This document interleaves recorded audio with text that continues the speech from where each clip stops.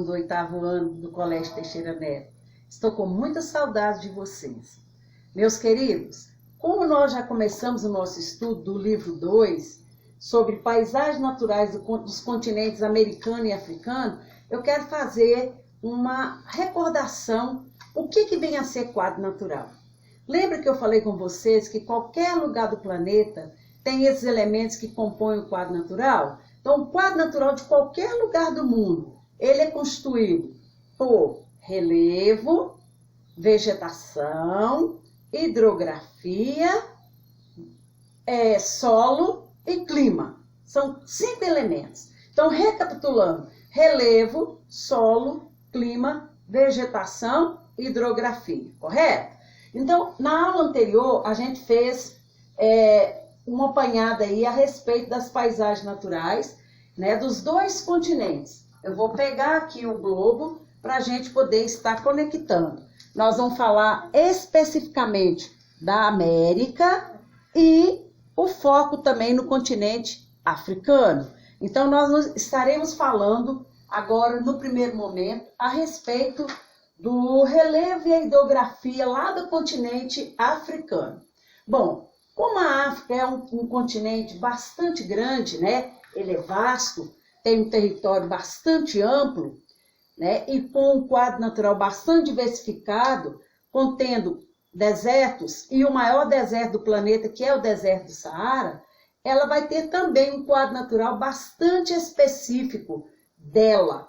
Então, nós vamos ter, falando aqui especificamente do relevo e da hidrografia, né, do continente africano, nós vamos perceber que há o predomínio na África de planaltos, havendo uma montanha lá que é a parte que vai predominar, que é o Monte Atlas, né, a cadeia do Atlas. Então, gente, os 2 montes, né, ou a cadeia de montanhas que vão destacar no continente africano, são o Kilimanjaro, né, que é uma parte bem alta do continente africano, e a cadeia do Atlas. Dando bem ênfase aí, a África, ela tem uma característica específica dela, que inclusive eu vou estar mandando um vídeo para completar, que é essa região aqui, lembra na outra aula que nós falamos da chifre da África? Essa área aqui que tem um aprofundamento, uma depressão chamada Rift Valley. E é exatamente nessa região do Rift Valley que nós vamos ter uma quantidade muito grande de concentração de lagos. Dentre eles, o Lago de Vitória é onde nasce o Rio Nilo, o segundo rio mais extenso do planeta após o Amazonas. Bom, então, deixando bem claro, o predomínio das formas de relevo no continente africano são os planaltos, ocorrendo 2 cadeias de montanha, onde vai destacar lá o Monte Kilimanjaro e também a cadeia do Atlas, mais no sudoeste do continente, e também ocorre as formas de planície, exatamente ocupando porções menores, mas exatamente próximo ou margeando o litoral, né? Vocês podem ver que a África ela tem litoral de todos os lados. Então, nós vamos ter planície aqui no Mar Mediterrâneo, nós vamos ter planície aqui no Atlântico, nós vamos ter planície aqui no Oceano Índico e também aqui no Mar Vermelho. Então, margeando todo o continente africano, nós vamos ter as chamadas planícies litorâneas. E nas margens dos rios, nós vamos ter, né, as planícies ocupando faixas menores. Principais rios do continente africano: o Níger, o rio Congo, que é o segundo rio do planeta em volume de água após o Amazonas, o Nilo, que é um rio muito importante, foi ele o responsável pelo aparecimento, né, e a evolução, o progresso da civilização egípcia. Daí a gente fala que o Egito é uma dádiva do Nilo. Embora o Egito esteja localizado toda numa região desértica, deserto Saara, ele conseguiu prosperar e continua até os dias de hoje, exatamente por causa do rio Nilo. O rio Zambeze e o rio Orange. Então, desses rios todos aqui, nós vamos destacar, né, os 2 rios aqui. O Congo, que é o maior em volume de água do mundo. O Nilo, que é o segundo maior após o Amazonas. Tanto o Congo quanto o Nilo ocupam a segunda posição. Congo em volume de água do planeta e o rio Nilo em extensão após o Amazonas, correto? Bom, gente, então nós vamos analisando e prestando bastante atenção que eu até comentei com vocês, devido à questão aqui desse Rift Valley aqui, poderemos, daqui a alguns milhões de anos futuros, a África dividir em 2 blocos, né? Ela separar e entremeando aqui essa área que foi separada, ser preenchida por água, né? Então a África, daqui a alguns milhões de anos, olha o que eu estou falando, milhões de anos, ela poderá, né, dividir essa área todinha aqui onde está o Rift Valley, nessa área do chifre da África, e formar um outro novo continente, correto? Bom, a África, como todos os continentes, ela também vai ter a área de deserto localizada mais aqui ao norte, né? Que esse deserto do Saara que está aqui vai dividir a África em 2 porções.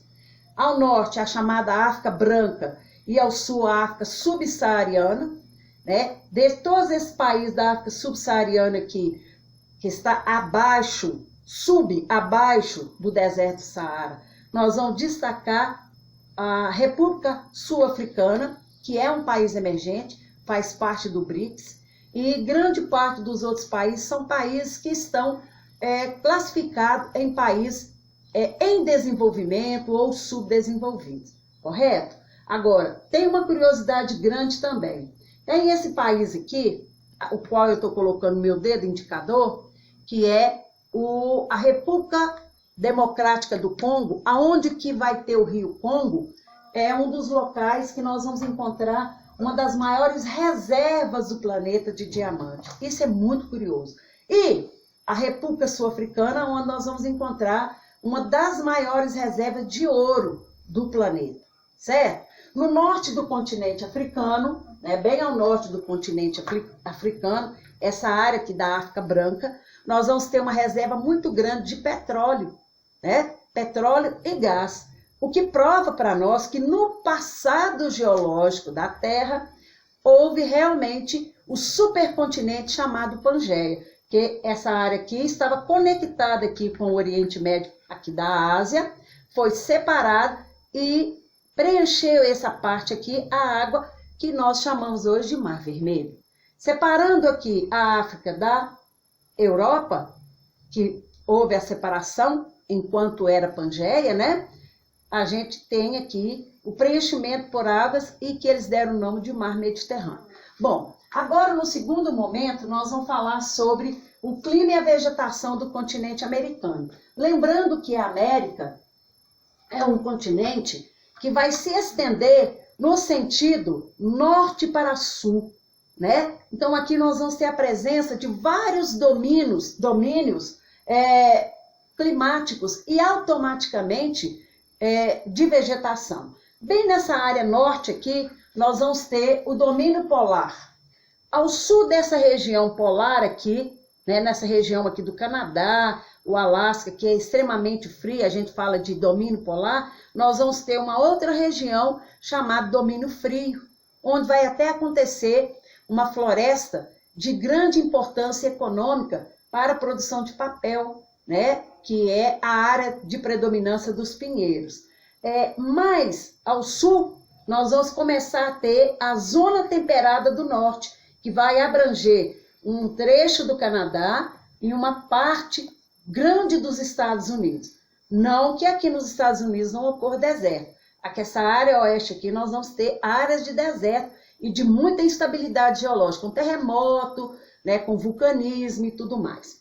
Mas essa outra área aqui, nós vamos começar a ter, né, a presença, que é essa parte que está aqui no trópico, no Equador, né, no paralelo do Equador, nós vamos ter a presença da floresta, do domínio que nós chamamos tropical, tá certo? É muito importante. A mesma classificação, a disposição aqui desse domínio vão acontecer aqui ao sul do Equador, do paralelo do Equador. Então aqui nós vamos ter áreas tropicais, destacando a floresta amazônica, né? E dentro da floresta amazônica, próxima a essa região, a gente sabe que ela não é só do Brasil, ela vai também extrapolar limites para outros países, mas na parte voltada aqui para o leste do Brasil, nós vamos ter aquela região onde predomina o domínio morfoclimático da caatinga, que é endêmica do Brasil, com um regime de semi-aridez, não é deserto, é semi-aridez, né?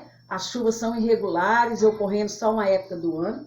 Mas aqui para o sul, nós vamos ter a presença das chamadas florestas temperadas do sul, né? E as subtropicais. Então, aqui no deserto do Atacama, aqui no norte do Chile, é o deserto mais árido do planeta. É o deserto onde há maior escassez de água. Aí a gente pensa, engraçado, se há muita escassez, como que eles conseguem, né, sobreviver em grande parte aí desse local aí no Chile? Nessa área aqui, ó, no oeste da América do Sul, nós vamos ter a Cordilheira dos Andes. E nós sabemos que a cordilheira é uma área de relevo jovem, que ainda não foi desgastado, e que pode ocorrer o derretimento das neves que está no topo dessa cordilheira. Então é esse derretimento aí que vão formar lagos, rios, inclusive o Amazonas, que é o rio mais extenso do mundo. Ele vai nascer aqui no Peru, certo? Na Amazônia peruana. Ele nasce na Cordilheira dos Andes, uma parte dela no altiplano, né, da Cordilheira dos Andes, no planalto chamado Planalto de la Raia, e ele é um rio com dois tipos de regime, né? Ele é misto. Ele é um regime nival, que vai correr pelo derretimento das neves aqui da Cordilheira dos Andes, e ele é de regime pluvial, ou seja, ele também vai ser alimentado pelas chuvas que ocorrem em abundância na região equatorial, né? Então isso é importante. Enquanto que aqui nos Estados Unidos, né, nós vamos ter áreas desérticas, mais aqui na parte oeste, áreas de temperaturas mais amenas, que nós chamamos de regiões temperadas. Aqui, em grande área do Canadá, frio ou regiões polares. O Alasca, que é um estado dos Estados Unidos, é totalmente coberto, né, por neve eterna, que vai predominar o clima polar. Nessa região mais ao sul aqui, né, nós vamos ter uma região chamada Patagônia. E, por incrível que pareça, eles chamam até Terra do Fogo. É uma região com clima muito baixo. É a região polar, que recebe a influência aqui do Polo Sul, da Antártida, né, as massas polares vindo. Eu não sei se vocês já perceberam que do dia 11 até hoje, dia 13, ocorreu uma queda de temperatura aqui na nossa região, né? Aqui na região metropolitana de Belo Horizonte, aqui em Igarapé, nessa região. Porque houve a chegada de uma massa polar atlântica. Amenizou um pouco hoje, né? Dia 13 de maio, que eu estou gravando dia 13, mas está previsto para chegar amanhã, dia 14 de maio, quinta-feira, uma nova massa de ar polar atlântico, o que vai ocasionar uma queda brusca na temperatura. Então, vocês já perceberam que o quadro natural ele também vai ser interferido, ele vai ser influenciado por fenômenos da natureza, vento, massa de ar, chuva e aí por diante. Bom, então aqui agora para a gente poder ilustrar, eu vou mostrar para vocês aqui no livro, que vocês vão fazer para mim uma leitura, aqui a região aqui da África, que eu contei para vocês aqui do Rift Valley, né, aqui da região aqui do Rift Valley. Essa região daqui milhões de anos, ela pode partir e formar um novo continente.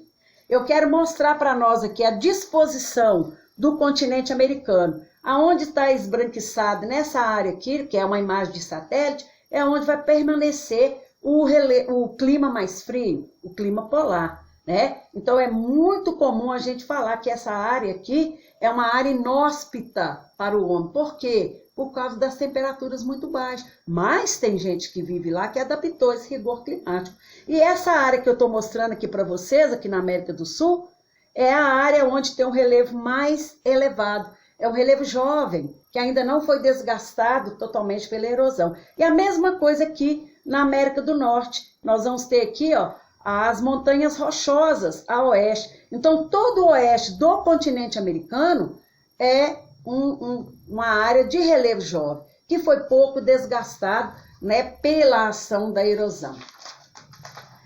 Uma coisa muito importante, gente, que nós vamos ver que, de acordo com esses domínios de clima, nós vamos ter a ocorrência da vegetação, né? Então, aonde nós temos polar, nós vamos ter uma vegetação chamada de tundra. O nome é forte, mas a vegetação é uma vegetação bem raleada e que tem durabilidade, né? Ela vai vencer, ou seja, ela começa, ela vive 6 meses, depois novamente ela é coberta pelo gelo e assim por diante. Por incrível que pareça, é o bioma mais preservado. Você sabe por quê? Não vai gerar riqueza, ela não gera lucro para o homem. Mais ao sul da tundra, né, nós vamos ter as florestas de conífera. Conífera, aquelas plantas que têm o formato de um cone, tipo árvore de Natal, pinheiro de Natal. Elas são importantes para a produção de papel. Vai colaborar para que o Canadá seja um grande produtor de papel, né? Mas na área temperada, nós vamos ter alguma vegetação constituída de carvalhos, né? Que é constituída de plantas que é típica dessa área aí. Tem um papel de fundo de computador que tem aquela vegetação que cai as folhas. É o que a gente fala de folhas caducas, que é típica da floresta temperada, tanto do sul quanto do norte, né? Caducifólia, porque vem a temperatura baixa durante a preparação aí de mudança, né, do outono para o inverno, a planta perde a folha como um truque para ela não perder muita água para a atmosfera. Tem as florestas tropicais, dentre elas a maior nós temos a amazônica, e ainda tínhamos aqui no Brasil a Mata Atlântica, que hoje resta em alguns locais só, né? Algumas áreas de preservação. Como eu disse para vocês, na América também tem deserto. O deserto do Atacama é o deserto mais seco do planeta. E nos Estados Unidos também temos deserto, como no México, como no Brasil, né? A área do semiárido do Nordeste está se tornando já uma área que poderá, daqui a alguns anos, se a gente não tiver cuidado, não tiver uma exploração sustentável, poderá se tornar uma área totalmente, né, desertificada. Então, é de acordo com a ação do homem.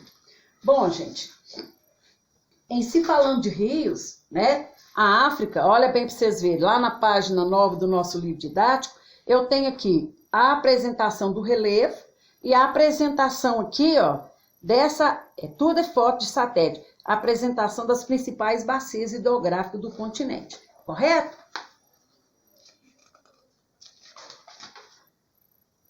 Aqui a gente vai ter uma foto também de satélite da América e do continente africano, né, representando aí as diferenças que nós temos quanto ao clima, né, na página 11. Os domínios polares e frios, né, aqui na página 13, vocês vão ver o exemplo. Nós temos aqui o domínio temperados e subtropicais. Aqui no Brasil vai ocorrer a floresta de araucária no sul do Brasil. Hoje também bem danificada pela exploração de madeira, né? O domínio tropical, onde vai predominar a floresta amazônica, a Mata Atlântica e a área de cerrado, né? Que também já está totalmente danificada pelo homem. Bom, gente, daqui a pouco a gente volta para falar sobre os domínios do continente africano, certo? Até daqui a pouco.